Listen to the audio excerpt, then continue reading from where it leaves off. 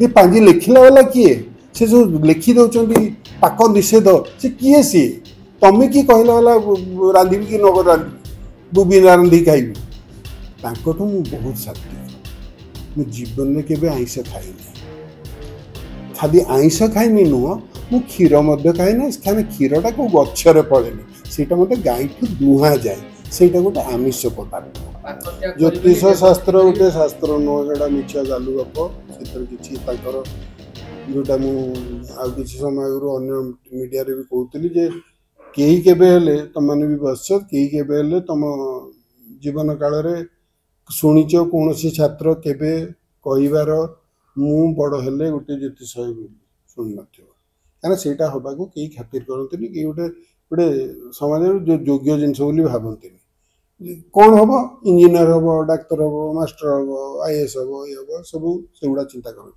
जोटे किए किसी हो पारे ये बेपारीटे भी हो कि पान दुकान कर बेपारटे भी कर निज गोटे ठिया पारे सी लोक भंडे बेपार करा गोटे बेपार करदेला आम भारत सुविधा अच्छी ओडिशा रे बेसी सुविधा अच्छी सी गोटे तुम भविष्य आम देखी पकाचु सीधा लिखाई भविष्य तो फिक्स रही तुम जातक अनुसार किंतु जदि आमको पैसा दब 50,000 60,000 दब ताले मुदी चंद्रिका आम पिंधेदेबू तुम भाग्य बंका करी आम सीधा करदे से लोक दौड़ ये शास्त्र फास्त्र किसी कहनी बेकार लाल चंद्र ग्रहण हाँ लाल चंद्र ग्रहण बुझा कथा ये चंद्र ग्रहण 3टा पेंडु शून्य 3टा तो नुह बहुत पेंडु बुलूँ आमर रेलेवेन्स है सूर्य को केन्द्र कर पृथ्वी बुलूँ आम पृथ्वी को केन्द्र कर चारिपटे चंद्रटा बुलूँ किंतु से 90 डिग्री एंगल सीधा सड़क रही ना सब अंधार हो कि सब दिन पक्ष हो से गोटे एंगल रोचन जो चंद्रर जमी क्षय हुए शुक्ल पक्ष कृष्ण पक्ष हुए सेमतिया अमावास्या किछि दिन किछि थर पृथ्वीर छाईटा पड़े चंद्र उपर तेणु सूर्य किरण डायरेक्टली पड़ पारे दूर रही ये आउ चंद्र दिशे नहीं पूर्णिमा से आम कहलु ग्रहण है छाई पृथ्वीर छाईटा पड़े एथर कौन हो गोटे सुंदर दृश्य हो समस्ते देखा उचित खाई पी आराम से मजा कर देखा कथा कहीं गोटे आकाश गोटे नालिया पिंडु दिशो पेंडुटे दिशो गोटे ये नुह माने हजिगला अंधार गला दिशोनी पूरा गोटे रेड कलर पेंडु दिशो जोटा कि मार्च मसरे होता यहाँ सेकेंड आईटा गोटे देखा भाया जिनस केते रिफ्लेक्टेड हो भी आमर पृथ्वीर जो कौन तक कहते जलवायु मंडल जोटा उपरे अच्छी एटमोस्फियर ता भितर केते पॉल्यूशन अच्छी केते लाइट रे से रिफ्रैक्टेड होची एभले रिफ्रैक्टेड हो जाउची जे केवल नालिया रंगटा आमको रिफ्लेक्ट बैक ही आसो अन्य गुड़ाक रिफ्रैक्टेड ही बाहर को पड़ेब रिफ्लेक्टेड हेनी तेणु आमको से रंगटा दिशोनी केवल नाली रंगटे दिशो ये गोटे बहुत बढ़िया देखा जिनसटे समस्ते देखिए ये जो भांडामी चलई किछि जन से माने तांको पाठ अनुसार भी जोटा लिखित पाठ को आम तो मानुनी तांको पाठ अनुसार भी से ठीक रे पढ़ी ना कि पाठ जानी ना आइदर निजे बुझी ना कि जाणिक बदमाशी कर लोक भयभीत करने पाक निषेध जो लिखाही पाक शब्दर गोटे अर्थ है रांधिबा पाक शब्द कौटी भी कौन स्तर रे केबे भी तार अर्थ हैनी खाइबा तेणु पाक निषेधर कौठू से पंडित माने बाहर करदेले 12 घंटा तुम्हें खाइब नहीं एटा मु जानिनी केमिति मैट्रिक पास कले केमिति ओडिया पास कले मु जानिनी एमाने ओडिया अस्मितार धज्जिया उड़ी दउछन लज्जाजनक ओडिया किछि बुझी ना शास्त्र को भी बुझी ना याठू बड़ी लज्जाकर कथा किछि ना आउ थरे भी रिपीट करूची 21 शताब्दीर भारत जो आम रॉकेट रे चंद्र जाइकि बास करिवार स्वप्न देखुछु मंगल रे सॉफ्ट लैंडिंग हो पारे मंगल जाइकि बास करिवार स्वप्न देखुछु सेठी आज एई समय रे आमे चंद्र ग्रहण रे खाइबुनी आम मामू को ऋतु राहु खाई दूची बांती कर दूची माने ଆଉ କେତେ ଦୂର ଲଜ୍ଜିତ ହବ ମଣିଷ? ବିଜ୍ଞାନ କୋଉଠି ଆମକୁ ନେଲାଣି? ଆପଣ ମାନେ ଯୋଉ ଧରିକି ଆସିଛନ୍ତି ଗୋଟେ, ସେଇଟା ବିଜ୍ଞାନ, ସେଇଟା କିଛି ଆଧ୍ୟାତ୍ମିକ ନୁହଁ। ଏଠି ଆଧ୍ୟାତ୍ମିକ ମୋବାଇଲ, ଆଧ୍ୟାତ୍ମିକ କ୍ୟାମେରା ଧରିକି ଆସିନାହାନ୍ତି। ସଞ୍ଜୟର ଦିବ୍ୟ ଦୃଷ୍ଟି ଦେଇକି ଲୋକ ଦେଖୁନାହାନ୍ତି, ବିଜ୍ଞାନକୁ ନେଇ ଦେଖୁଛନ୍ତି।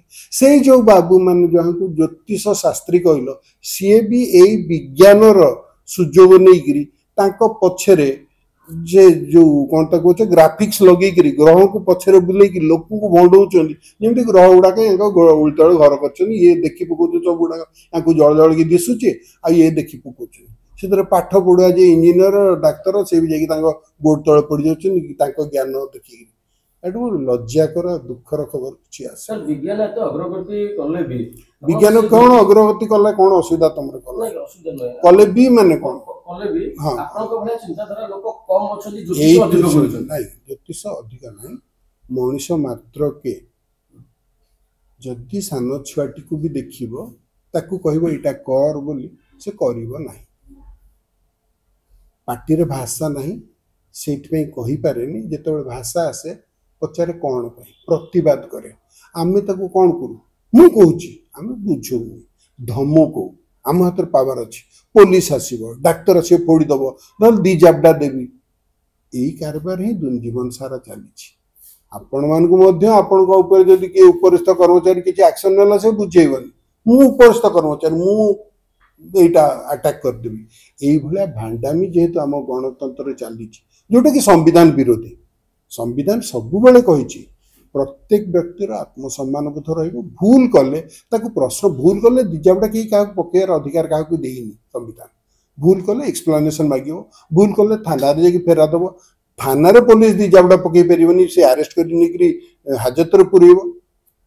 ମାଜିଷ୍ଟ୍ରେଟ ଦି ଜାବଡ଼ା ପକେଇ ପାରିବନି, ମାଜିଷ୍ଟ୍ରେଟ ମଧ୍ୟ ଜେଲକୁ ପଠେଇବେ। ଜେଲରେ ମଧ୍ୟ ତମକୁ ଦି ଜାବଡ଼ା କିଏ ପକେଇ ପାରିବନି। ସେ ଯାହା ଅଛି ଶାରୀରିକ ପରିଶ୍ରମ କରିବାକୁ ପଡିବ, ଏତେ ଘଣ୍ଟା ଖଟିବ, ସେ ଯାହା ଯାହା ଲିଖିତ ହେଇଛି। କାହିଁକି ନା ଆମେ ମଣିଷ, ଆମେ ମାନବିକ ଅଧିକାରରେ ବିଶ୍ୱାସ କରୁ, ଆମେ ଗୋଟେ ସମ୍ବିଧାନରେ ବିଶ୍ୱାସ କରୁ। ବର୍ତ୍ତମାନ ଯିଏ ଯାହା କହିଲା, ମିଛ କହିଲା, ଗାଲୁ କହିଲା, ମଣିଷ ମନରେ ଭୟ ସୃଷ୍ଟି କଲା, ସବୁ ଖସି ପଳାଉଛନ୍ତି ଧର୍ମ ନାଁରେ, ସମସ୍ତେ ଖସି ପଳାଉଛନ୍ତି। ଇଏ ଯୋଉମାନେ, ଏମାନଙ୍କର କଣ ଅଧିକାର ଅଛି ଏଭଳି ଗୋଟିଏ ଭୟ ସୃଷ୍ଟି କରିବାର? ଦୁନିଆରେ ବହୁତ, ଓଡ଼ିଶାରେ ତ ବହୁତ, ଆମେ ସେମିତି କିଛି ବହୁତ ଅଗ୍ରଗତି କରୁନୁ ଯେ ବହୁତ ମାନେ ପରିଶ୍ରମ ନକରି ଲୋକ ଖାଇବା ବେଳେ ବହୁତ ଲୋକ ଏଠି ଅଛନ୍ତି। କିଛି ଲୋକ ଥାଇପାରନ୍ତି। ଓଡ଼ିଆ ଖଟିଲେ ଖାଇବ, ଖାଇଲେ ଖଟିବ। ଏମାନଙ୍କର କଣ ଅଧିକାର ଅଛି ଏମାନେ ଭୟ ସୃଷ୍ଟି କରିବାରେ? ଯେ ଯଦି ଖାଇଦେଲ ଏ ସମୟରେ କଣ ଗୋଟେ ଅନ୍ୟାୟ ହେଇଗଲା, ସ୍ୱର୍ଗକୁ ଯାଇପାରିବ, ନରକକୁ ପଳେଇବ। ଏମାନେ ସ୍ୱର୍ଗ ଫାଟକ ଜଗିଥିବେ ନା କଣ? ଏମାନଙ୍କୁ ଠିକା ନେଇଛନ୍ତି ସ୍ୱର୍ଗ ଫାଟକ ଜଗିବାର? ଏମାନେ କିଏ ଏଡେ ମହାପୁରୁଷ? ସବୁ ଏତେ ମହାନ ନୁହନ୍ତି ନା। ଏମାନେ ସେଇ ସାଧାରଣ ମଣିଷ ଭଳିଆ ହଜାର ଗଲତି କାମ କରିଥିବେ। ଏମାନେ ଏତେ କଥା କେମିତି କହି ପକଉଛନ୍ତି? କଣ ଅଧିକାର ଅଛି?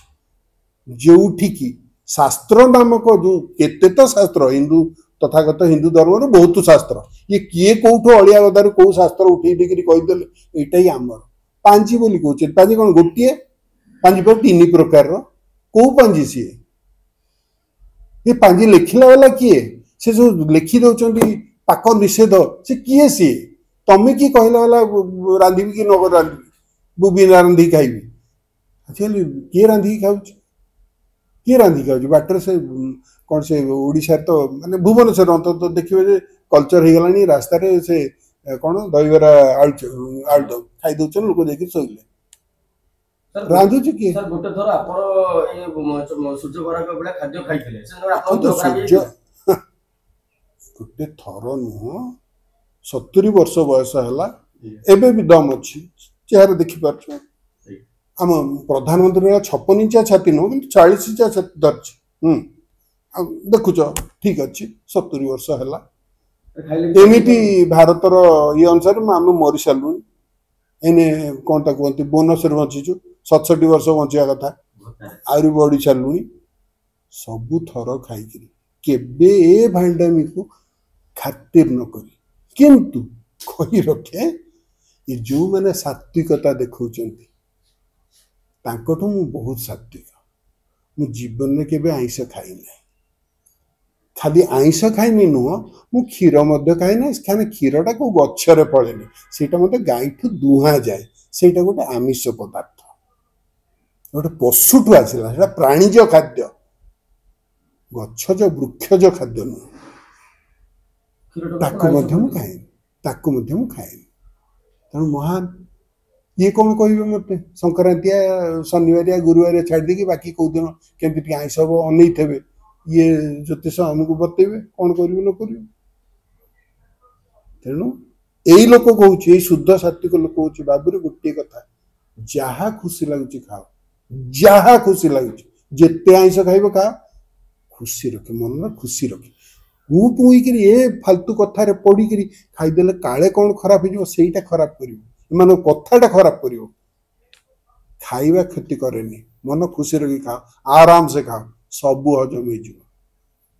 ଆମ ମନୋବିଜ୍ଞାନ କହୁଛି ଖୁସିରେ ଖାଅ, ଆରାମସେ ଖାଅ, କିଛି ଅସୁବିଧା ହବନି।